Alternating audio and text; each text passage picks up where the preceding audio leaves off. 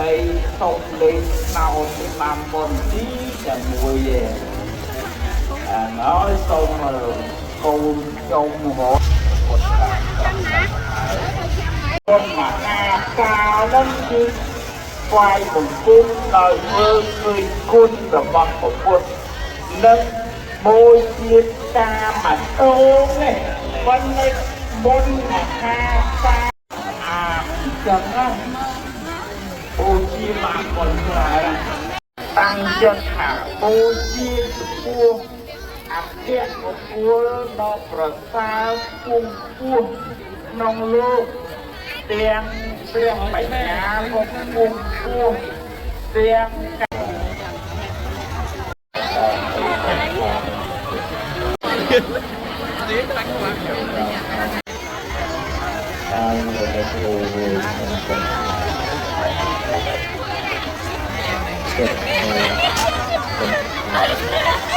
trangនេះtrang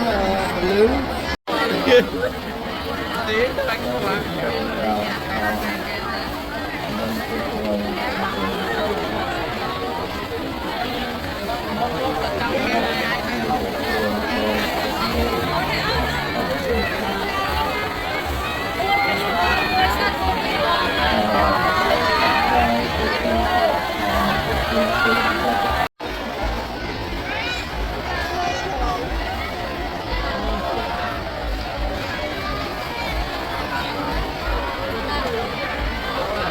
មកមកតែសវណ្ណចូលតាមពូសវណ្ណ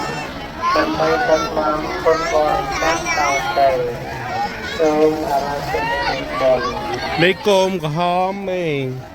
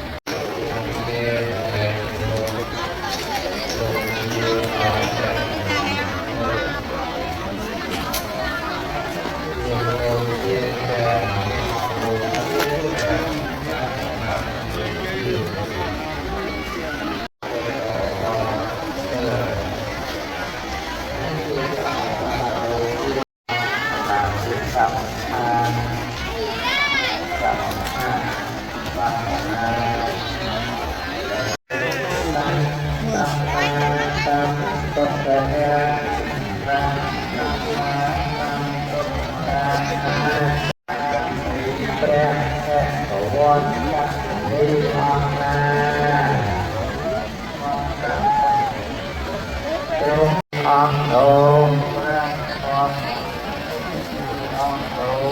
បូនបាយបងកូននៅព្រះធម៌អូដោយកូនបានតារីព្រះអរិយសង្ឃអង្គ